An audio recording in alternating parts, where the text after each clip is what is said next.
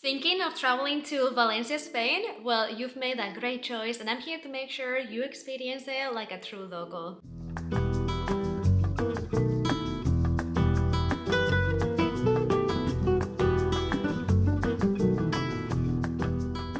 Hey guys, welcome back to my channel. My name is Anna. I was born and raised in Valencia and I absolutely love this city. My goal is to help you feel confident, informed and excited so your trip isn't just good but truly unforgettable. So whether it's navigating the city, overcoming the language barrier, figuring out public transport or knowing where to buy the little things like toiletries, this video is packed with all the local tips, tricks and must-knowns to help you feel fully prepared before you land. Valencia is the third largest city in Spain after Madrid and Barcelona.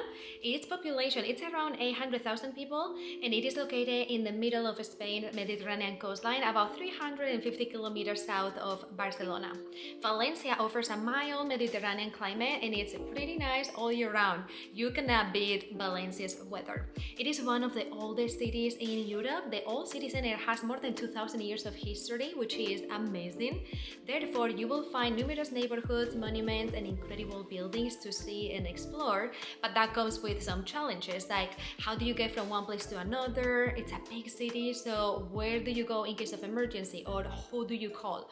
So before we dive into all of these important questions, if you're wondering what to see in Valencia and want to discover hidden gems, local favorites, make sure that you check out my previous video. I shared everything you need to see in the city along with the perfect 2 and 3 day itinerary to make the most of your time here. And I also published a Valencia detail guide, which is here. You can find the description box. And my team here offers private tours with a certified guide. So if you're interested on that, send me an email here, or you have the direct link on the description box as well. Okay, so the first thing you need to think about is where to stay in Valencia. Choosing where to stay is one of the most important decisions of your trip. Think about what your priorities are. Do you want to stay close to the historical center to be able to walk around, or are you planning on going to the beach every day? Because if that's the case, you want to stay near the beach. Now, there are different neighborhoods. Some of the most popular neighborhoods in the area in Valencia are the historical city center, Ruzafa neighborhood, the City of Art and Sciences area, and the Port and Marina and Beach area. The historical center of the city of Valencia is the most lovely, captivating and charming part of the city, in my opinion. The city center is easily walkable and it includes most of Valencia's tourist attractions and historic buildings. Ciudad Vella is known as Old Town. It is about 2,000 years old and it used to be delimited by the old city walls. Once the wall was torn apart, the city started to expand and the street became wider. This is probably the coolest area of the city and I recommend staying in El Carmen neighborhood or nearby. Another great area is Ruzafa neighborhood. This is the new hotspot and the trendiest neighborhood in Valencia. Ruzafa neighborhood is part of the Ensanche district and it is located south of the historical center. It offers multiple restaurants, bars, nightclubs, art galleries, comic shops, and unique boutiques. In fact, some of the most popular restaurants in the city and in Spain are in Ruzafa. Here are some of the most well-known restaurants in this area, and in this area you will also find Ruzafa Market, the Baroque Church of San Valero and San Vicente Martyr, artisan breweries and beautiful cafes. And here are the most popular cafes in the area, which are really tasty and really good. The third area you can stay at is Quatre Carreres, so the City of Art and Sciences area. The City of Art and Sciences is an ultra-modern scientific and cultural development located halfway between Valencia's historical center and La Malvarrosa beach. It covers approximately 2 kilometers of the former riverbed of the Turia River.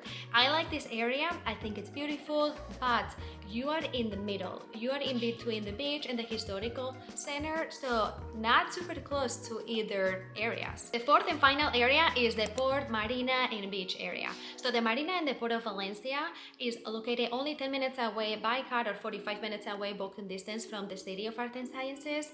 The Marina and Port offer multiple spaces perfect for cycling, walking, and it is also the perfect spot to practice nautical activities as there are multiple sports clubs and companies that offer these services like kayaking, kayaking, paddleboarding, or rowing. So if you are into that and you're gonna do these activities every day, this would be a great place to stay. Now, the next question is, where should you stay? An Airbnb, a vacation rental, a hotel, or maybe you are a student traveling on a tight budget and looking for a good hostel. We have different needs and budgets, so let's break down the best options for every type of traveler here in Valencia.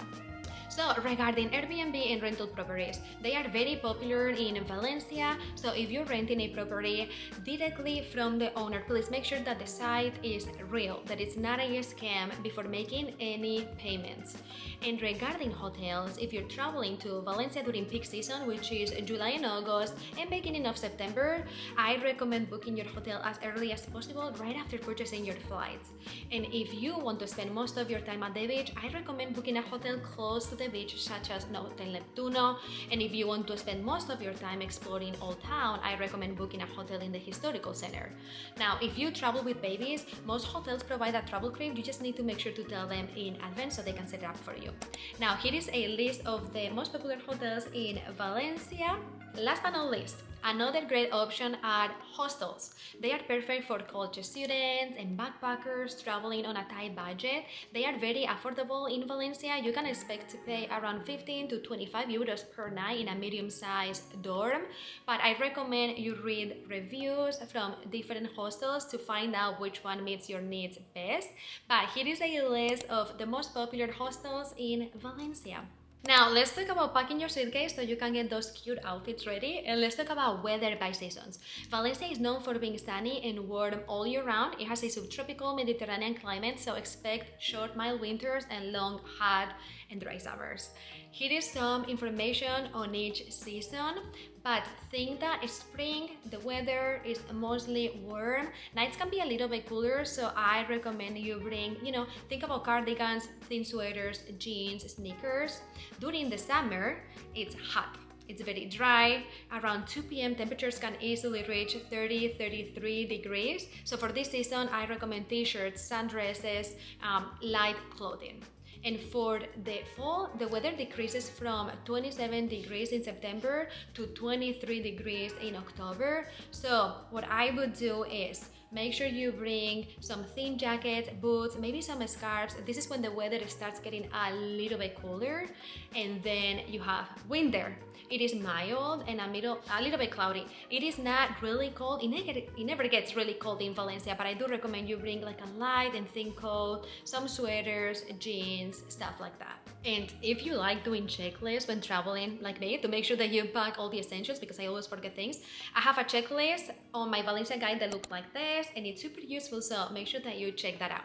And now you have booked your flights, hotels, you have packed incredible outfits, and now you arrive to Valencia Airport. So let's talk about what to expect at Valencia Airport. Valencia Airport, also known as Manises Airport, is located 8 kilometers to the west of the city center.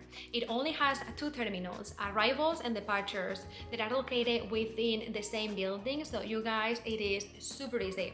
Terminal 1 has 3 levels, and this is what each level includes.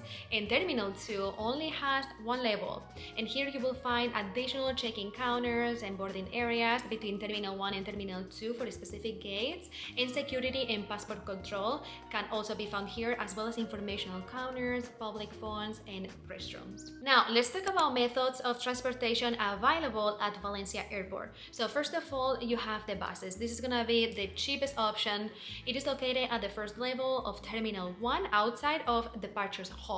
The line number is 150, and buses come to the airport every 25 minutes from Monday through Friday, and every 35 minutes on the weekends and public holidays. A single ticket costs around 150, and you can get your ticket directly from the bus driver. The next option is the subway. It is located at the ground level, and the line number is 3 Rafael Buñol to airport. The metro is available Monday through Friday from 5:30 a.m. to about 11:57 p.m. and Saturdays from 5:47 a.m. to 12:20 a.m. and Sunday and public holidays from about 7 a.m. to 12 a.m. and a single ticket costs around €4. The next option is taxis, Uber or Cabify. Cabify is the Spanish Uber and it is located outside of the main terminal building. Normally there is a line to get a taxi, but you will most likely only wait between 5 to 15 minutes max. If you want to use Uber or Cabify, make sure that you download the app prior to your trip. It's gonna save a lot of time.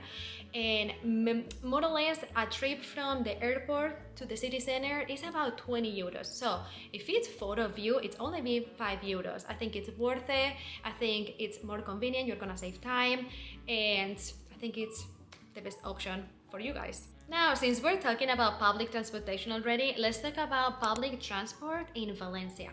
In my opinion, it is great, fast, reliable, affordable. Traveling by bus is the cheapest option. The EMT is the bus network in Valencia, and public buses in Valencia are red, and they only cover the city area. Buses in Valencia have a day route and a night route. The day route usually runs from 4 a.m. until 10:30 p.m. and the night route runs from 10:30 p.m. to 2 a.m. from Monday through Friday and until 3:30 a.m. during the weekends. And a one-way ticket costs around €1.50 and a bus card with 10 rides costs around €8.50. You can buy single ride tickets directly from the bus driver. You can also buy a bus tourist card called Valencia Tourist Card that includes unlimited rides for 24 hours, 48 hours, and 72 hours. You can get the Valencia Tourist Card at some metro stations, kiosks, or tobacco shops called estancos, and at a tourist information point.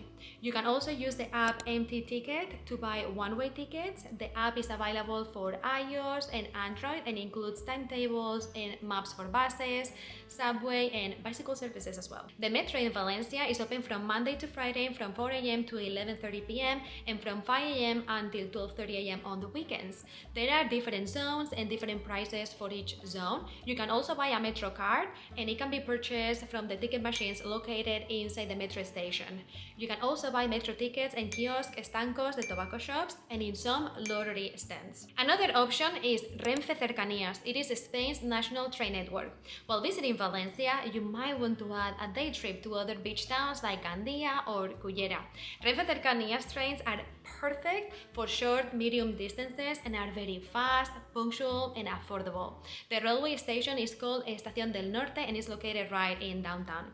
Another option is taxis. Taxis are a great option to take short trips within the city. They are very safe as taxi drivers in Spain must own a license. So I personally feel more comfortable taking a taxi than an Uber, for example. In Valencia, taxis are completely white, and if you would like to call a taxi to pick you up, here are the main taxi companies you will find in Valencia and their phone numbers. But if you want to explore Valencia by bike and exercise a little bit, bikes and scooters are also available in Valencia. Riding a bike is a great way to explore Valencia and probably the most enjoyable way to discover and explore the Turia River. Valencia has an extensive network of cycle paths that connect different neighborhoods, and it has many bicycle scooter rental companies that offer bikes by the hour, by the day, and even by the week. Another option for bike rentals is Valenbici Valencia, a public bike rental service. You can find over 260 different bike stations over the city. I 100% recommend checking this out. Now let's talk about shopping, which is really fun. At this point, you have checked into your Airbnb or hotel and you wanna go to the beach tomorrow, but you just realized that you forgot to bring your swimsuit and sunscreen. Where can you buy all of this? Okay, so there are different places where you can purchase clothes in Valencia. Here are the most popular neighborhood shopping centers in the city, but I also love a good department store. Department stores are a great place to purchase clothes. The most popular one in Valencia and Spain in general is El Corte Inglés. But also major supermarkets like Carrefour and Hipercor offer groceries, home goods, and also affordable fashion too. Now, what about toiletries, skincare products, little things like that? Toiletries are an absolute essential. You can buy toiletries at any grocery store. The most popular grocery stores in Valencia are these ones, but I love Mercadona and Consum. You can also purchase skincare products at the grocery store, but the pharmacies in Spain have the best ones. And if you download my Valencia guide, you can print this document and bring it to the grocery store with you just in case you have trouble finding an item and need help with the translations. Now, our next topic might be the most important one, my favorite. It is food. So let's talk about paella. So paella is the most popular dish in Valencia. This is where it was actually invented, and it is one of the most popular Spanish dishes. Now, there are different types of paella. You probably see online the seafood paella with the shrimp, but actually the original paella is the paella Valenciana. And the main ingredients include rice, rabbit meat, yes, rabbit meat, chicken, green beans, saffron, garlic, tomatoes, and salt. Some people argue that it doesn't have a garlic, but here you go, Spanish people, we love fighting about everything, about food, but as you can see, it does not have seafood. However, there is an option which is the seafood paella, paella de marisco. The main ingredients obviously is rice, but also mussels, shrimp, squid, angelfish, and sometimes lobster. Then you have a mixed paella, third option. The main ingredients include both fish and meat, such as chicken, rabbit with mussels and squid. Another option is the black paella, el arroz negro. I love this one. The main ingredients include obviously rice, squid ink, mussels, and small shrimps. And then you have the vegetarian paella. The main ingredients include rice and vegetables such as carrots, mushrooms, artichokes, or peas. You guys, all of them are incredible. And a fun fact is that locals in Spain eat paella only for lunch, never for dinner. Paella is considered a lunchtime meal. And on my previous video where I explain everything you need to do and see in Valencia, I give you my list of my favorite restaurants to eat paella in the city, so definitely check that video out because it has amazing tips. Now, if there's one thing that Spaniards love as much as good food, it's partying until sunrise. And Valencia is not an exception, so here is what a typical night out looks like in the city. Smaller bars usually close around 3 a.m., but the real party happens in discotecas, so the nightclubs, which are the most common type of venues here. These clubs typically open around 11 p.m. or midnight, but do not expect them to get busy until 1 or 2 a.m., sometimes even 3 a.m., you guys, yes. Most stay open until about 6 or 7 a.m. Yeah, we like to party. And here are the top areas for nightlife in Valencia. The first one is El Carmen, which is a very lively spot in the old town with bars and clubs tucked into historic streets. El Puerto, which is the marina and beach area. It is great for open air clubs and summer vibes. That is where the famous Marina Beach Club is located. Then we have Ruzafa. As mentioned earlier, it is a trendy and artsy spot packed with bars, cocktail lounges, and alternative music venues. And then you have Cánovas. It is a more upscale area known for stylish bars and elegant clubs. And finally, we have Blasco Ibáñez. This is the university district. It is popular with the students and full of budget-friendly spots. My next section is money and money. Just a reminder that Spain uses the euro as official currency. You can easily withdraw cash from ATMs throughout the city and at the airport. Just keep in mind that many machines will charge a fee per transaction. Now, before traveling, make sure that you notify your bank of your trip. If you don't, they might flag it and block your card for suspicious activity, and that's literally the last thing you want for your trip. You don't want your card to get canceled or declined and not being able to pay for things. Now, major banks you find in Valencia are these ones. And next, let's talk about major holidays in Valencia, because the last thing you want is to arrive to your new destination and things being closed because there is a major holiday. So some of the important holidays and festivals or events in Valencia are January 22nd, the Feast of San Vicente Martyr. It has been named as one of the patron saints of the city. So on the morning on January 22nd, there is a procession dedicated to him. It's beautiful. Then we have Las Fallas. in the month of March. Las Fallas is one of the most popular festivals in Spain and the biggest festival in Valencia by far. And in fact, it was listed at UNESCO Intangible Cultural Heritage of Humanity in 2016. Las Fallas main events are from March 15th until March 19th. And on the final night, the fallas get burned to the ground. This is a really cool thing to see in person. I recommend going to Las Fallas at least once in your life.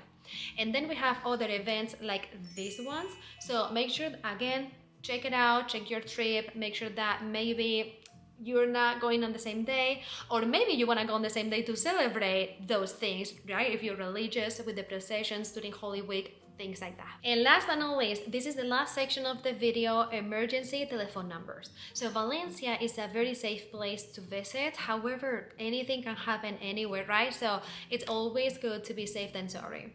I am going to share some telephone numbers that you should save on your contact information before the trip, just in case you have an emergency, you can find the contact information quickly. Now, a fun fact is that emergency services, which is 112, is the emergency number in Spain, but also in Europe. So if you're coming to Spain and then you're going to other European countries, you can also use the same number, which again, it is 112. So that's all for this video. Thank you so much for watching, you guys. I hope this video helps you feel more confident and prepared for your trip to Valencia. It is truly a beautiful city with so much to offer, and with the right planning, you can make the most of every moment. Don't forget to check out my previous video where I covered everything you need to see in Valencia, including local tips, hidden gems, and a perfect 2-3 day itinerary. So if you enjoyed this video, give it a thumbs up, subscribe to my channel, and I will see you in the next video. Adios!